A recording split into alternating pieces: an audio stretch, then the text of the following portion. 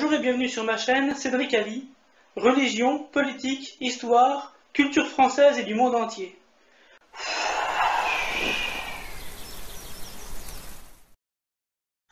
Vous pouvez vous abonner, mettre des commentaires, mettre des pouces bleus et n'oubliez pas de mettre la cloche pour avoir les autres revues de presse et les autres vidéos de ma chaîne. Bonjour et bienvenue sur ma chaîne Cédric Ali pour la revue de presse UPR de la semaine du 17 au 23 décembre 2018. À la une cette semaine, Donald Trump amorce le retrait des troupes américaines de Syrie. Nous avons vaincu l'État islamique en Syrie, ma seule raison d'y être, a justifié Donald Trump en annonçant le départ de 2000 soldats américains sur place. Source Le Monde, 19 décembre. Si elle se traduit effectivement par un retrait des troupes, cette annonce est le signe d'un profond changement dans la politique des États-Unis au Moyen-Orient. Fidèle à ses promesses de campagne, Trump souhaite éviter de dépenser des milliards en guerre inutile et illégale, et entend plutôt privilégier les investissements domestiques. Il a ainsi pris au dépourvu l'establishment américain, entraînant la démission de son secrétaire à la Défense, James Mattis. La Syrie avance dans la voie d'une récupération de sa souveraineté sur l'ensemble de son territoire, comme le garantit le droit international.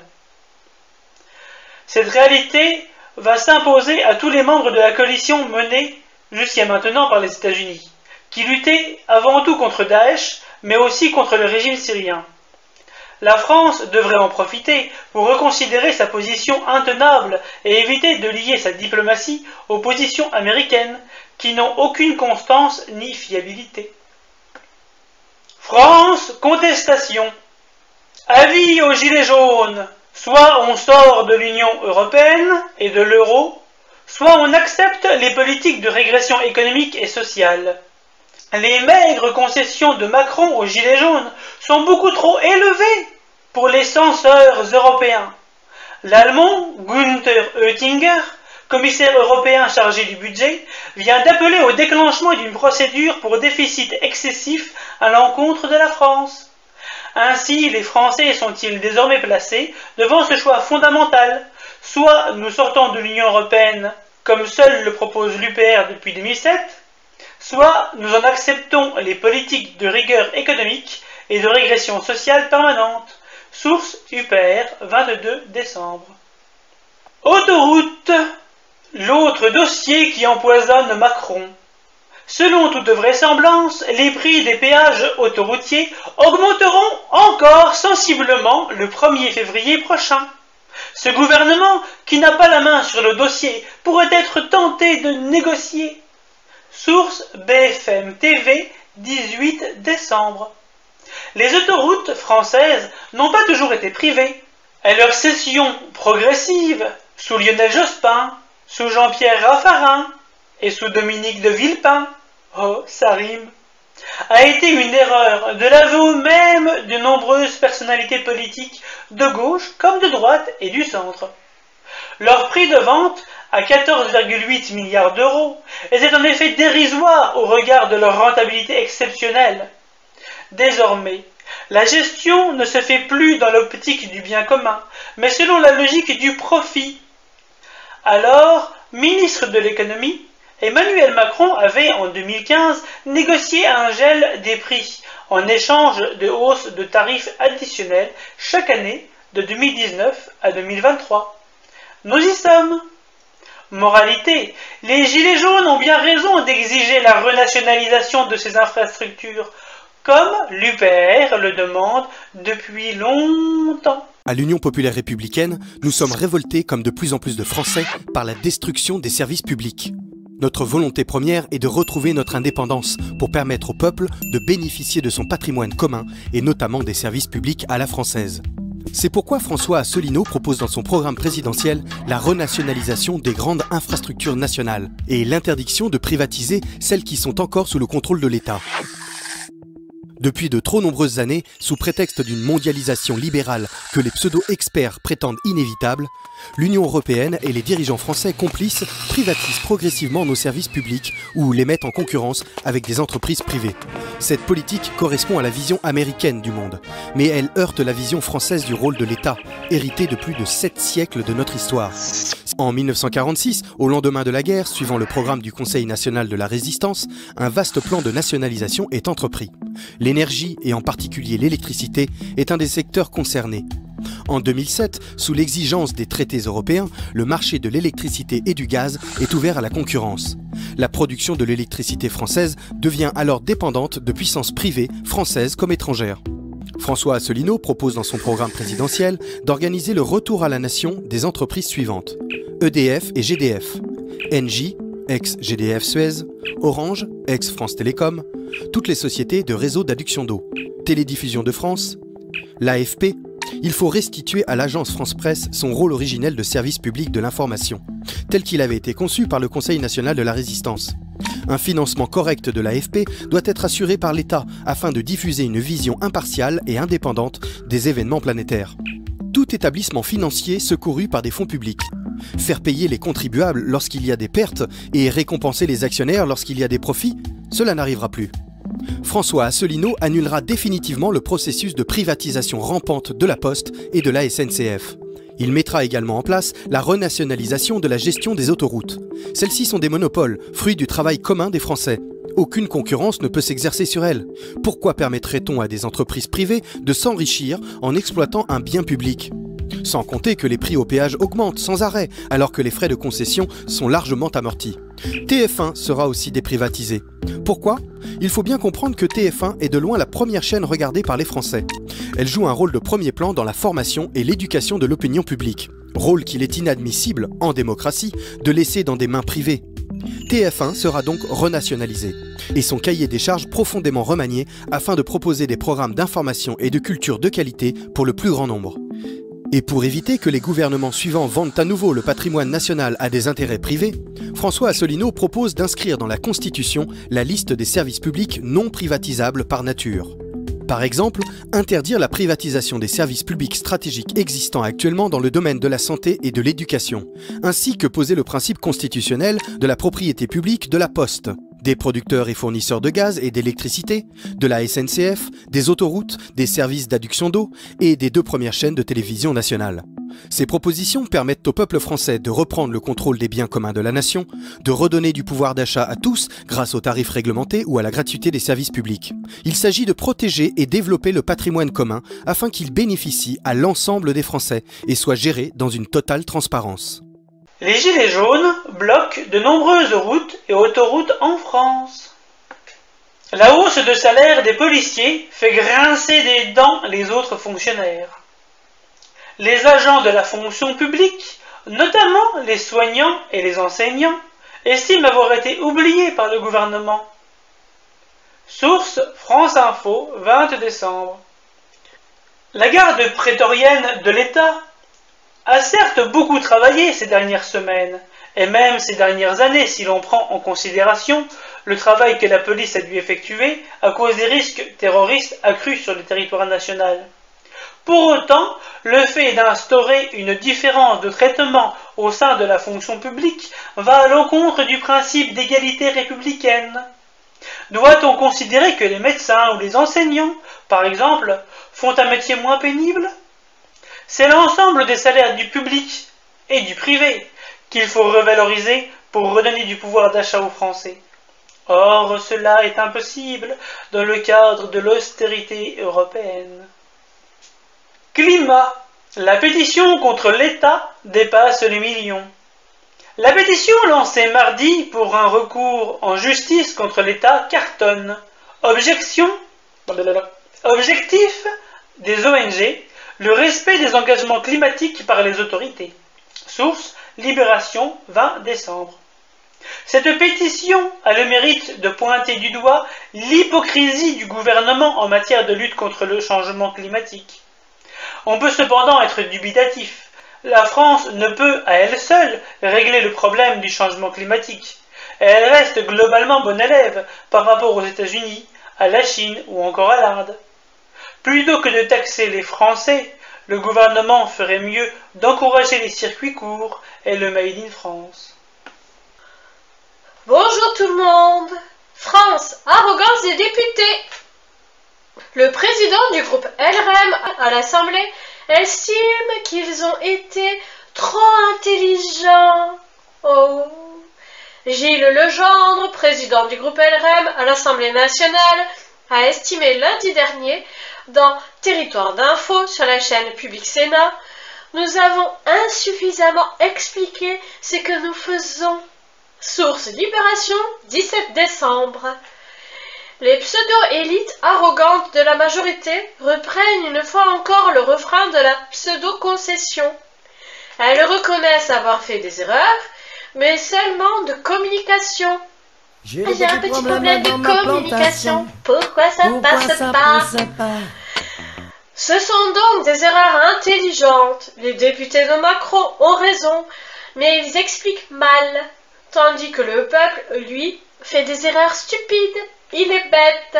Et franchement, c'était déjà le cas au moment du référendum sur la Constitution européenne en 2005. Les Français ne supportent plus ce paternalisme méprisant qui les infantilise en permanence et dont le bilan, depuis un quart de siècle, se solde par un désastre tout azimut. Tant d'arrogance pour des résultats aussi calamiteux témoignent que ces élites ne se rendent pas compte de ce qui est en train d'arriver. Eh oui.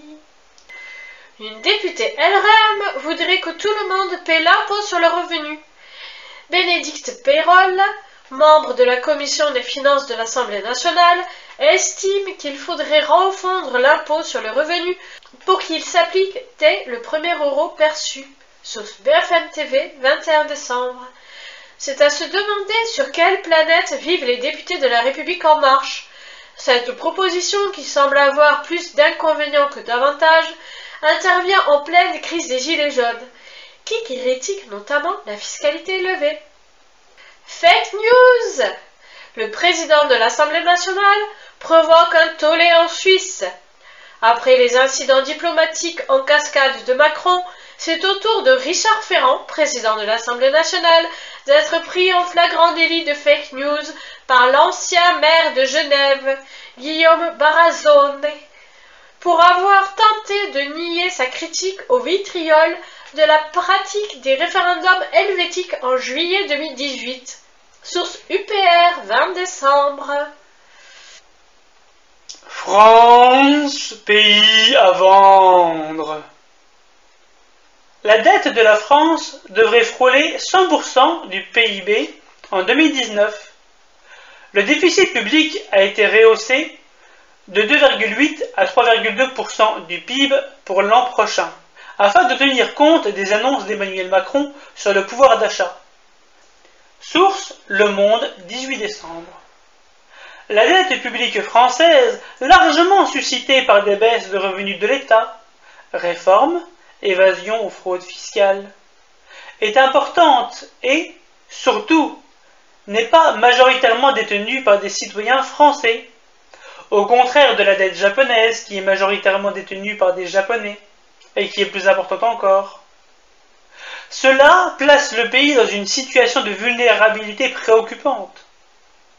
L'augmentation continue de la dette prouve l'inefficacité de la politique d'austérité imposée par l'Union européenne au prix de sacrifices de plus en plus insupportables pour les Français.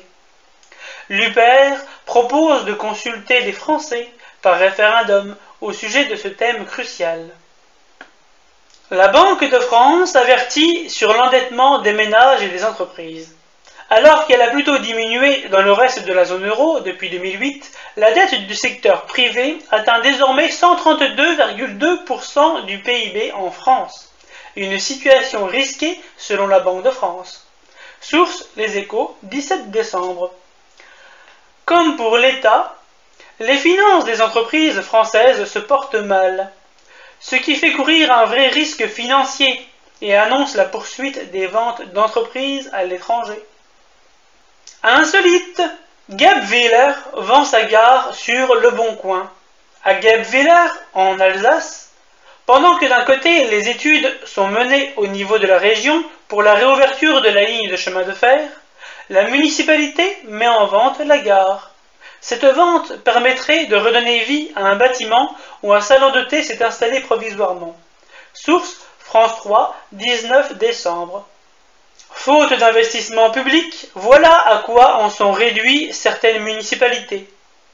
Faut-il s'étonner que, devant le retrait des services publics de proximité, poste, justice, éducation, santé, transport, et la nécessité pour les Français délaissés de prendre leur voiture, ce soit le prix de l'essence qui ait déclenché la révolte des Gilets jaunes. Exigeons une authentique politique d'aménagement du territoire avec un redéploiement des services publics pour tous les citoyens. Alstom et Siemens prêts à céder une technologie à grande vitesse. Source. Pour Alstom et Siemens, il s'agit de répondre aux inquiétudes des autorités européennes en matière de concurrence et d'obtenir le feu vert à leur projet de créer un champion franco-allemand du ferroviaire, ont rapporté lundi des sources au fait des négociations. Source Les Échos, 17 décembre. Après l'avoir soumise à la concurrence déloyale, puis rendue non compétitive, puis vendue aux Allemands, le temps est-il venu à présent de dépecer la bête Alstom? Puisqu'on vous dit que c'est pour créer un champion franco-allemand, ça vaut bien le coup de respecter la sacro-sainte principe bruxellois de concurrence, non? Mais où est la logique industrielle? Où est la vision à long terme? Où est le souci du bien commun? Il est grand temps de récupérer notre politique industrielle nationale. Visé par une enquête aux États-Unis, Airbus risque une amende de plusieurs milliards. L'avionneur européen aurait été informé de l'ouverture d'une enquête pour soupçon de corruption par le département de la justice américaine. Il risque une amende colossale. Source La Dépêche, 20 décembre. Les procédés de la justice américaine sont désormais bien connus. En vertu d'un droit extraterritorial, elle impose des amendes délirantes aux concurrents industriels des entreprises américaines, afin de les affaiblir et éventuellement de mener à leur rachat par des géants américains. Rappelons au passage qu'Airbus est le fruit d'une coopération internationale, qui n'a rien à voir avec la construction européenne. France d'hiver. Depuis la crise des Gilets jaunes, la vie à huis clos d'Emmanuel Macron. Insulté, hué, menace. Quand il sort, désormais, cela tourne mal. Depuis le début de la mobilisation des Gilets jaunes, les promenades qu'aimait tant le président sont devenues rares et discrètes, comme les visites. Source Le Monde, 22 décembre. Les Français ne font que renvoyer à la figure de Macron son mépris plusieurs fois affiché à l'égard du peuple. Eh oui, tu n'as que ce que tu mérites, Macron. Réforme du lycée vers un bac des territoires. En moyenne, chaque proviseur proposera 7 à 8 spécialités. Mais les 12 seront présentes dans un bassin de lycée. Les élèves pourront en principe aller suivre un enseignement dans un autre lycée, ou bien changer de lycée. En zone urbaine, où les établissements sont proches, ce sera un peu plus facile, même si cela pose aussi des soucis d'emploi du temps. Source France Inter, 19 décembre. Sous couvert de modernisation du baccalauréat, de lutte contre les mauvaises pratiques du passé et de souci de la liberté des élèves, le ministre Jean-Michel Blanquer détricote tout simplement le principe d'égalité républicaine, puisque les élèves auront un accès encore plus variable que par le passé aux spécialités qui les intéressent, au détriment des Français habitant dans des zones rurales. Aïe, aïe, aïe, aïe, aïe, je vous souhaite bon courage les lycéens au moment où vous allez passer le bac. Heureusement que je l'ai passé il y a 12 ans. L'ex-ministre Fleur Pellerin, visée par des soupçons de prise illégale d'intérêt. L'ancienne ministre de François Hollande est soupçonnée d'avoir développé son entreprise grâce aux liens noués avec un acteur du web sud-coréen lors de son passage au gouvernement. Source Le Figaro, 19 décembre. Ne pas respecter les délais impartis par la loi, lorsqu'on quitte une haute responsabilité étatique est grave. Au-delà de cette irrégularité dans les modalités de pantouflage, le problème actuel est bien celui de l'impunité de certaines élites, au niveau national comme européen. La seule logique qui semble importer est celle des avantages personnels. Fleur Perlerin, le 8 décembre 2015, à l'Assemblée nationale. Brexit. L'Union européenne sort son plan face à un Brexit sans accord. La Commission européenne a dévoilé mercredi après-midi une série de mesures destinées à sauvegarder les intérêts vitaux de l'Union en cas de sortie du Royaume-Uni sans accord. Les risques d'une sortie désordonnée de la Grande-Bretagne de l'Union européenne sont clairs. Ce serait une véritable catastrophe absolue. S'est inquiété mercredi le président de la Commission européenne, Jean-Claude Juncker. Source Le Figaro, 19 décembre. Face à l'inéluctabilité du Brexit, la panique semble gagner les institutions européennes, qui apparaissent irresponsables et incapables de faire preuve d'anticipation. Pourtant, même en cas de hard Brexit, la Terre ne s'arrêterait pas de tourner, et les accords seraient trouvés sur les dossiers problématiques. Un Brexit sans accord peut provoquer un choc économique brutal pour l'Allemagne et la zone euro. L'industrie automobile allemande est sous le choc. Les cours des actions commencent à refléter un risque existentiel. Un Brexit sans accord serait un choc malencontreux. Source Telegraph Co. UK, 19 décembre. Les Allemands ont beaucoup à perdre d'un Brexit non négocié, car leurs gigantesques surplus commerciaux sont déjà réduits à cause de la guerre commerciale entre les États-Unis et la Chine. Si l'Allemagne perd en plus brutalement le marché anglais, c'est toute l'économie d'outre-Rhin, et même de l'Union européenne, qui risque d'être mise sous tension. Union européenne. L'Italie et Bruxelles enterrent la hache de guerre budgétaire. L'accord signé avec la Commission pour éviter une procédure de déficit excessif met fin à plusieurs semaines de crise politique. Source Le Monde, 19 décembre.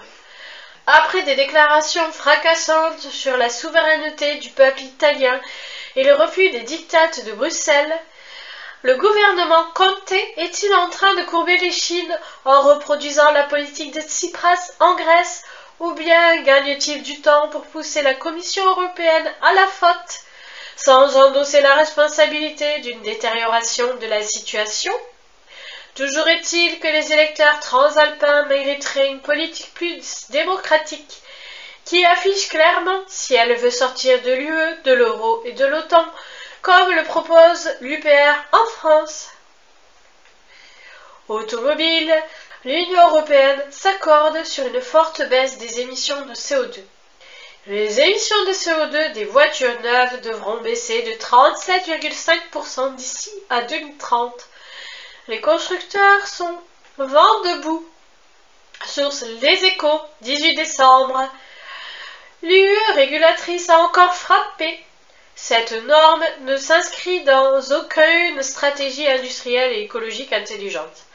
Elle va rendre l'Europe plus dépendante à l'égard des voitures électriques et donc des pays fournisseurs de batteries au lithium, comme la Chine. 4 banques, dont le Crédit Agricole, visées par une enquête européenne sur des soupçons d'entente sur le marché des obligations. Ces 4 banques sont soupçonnées de s'être entendues pour fausser la concurrence entre 2009 et 2015.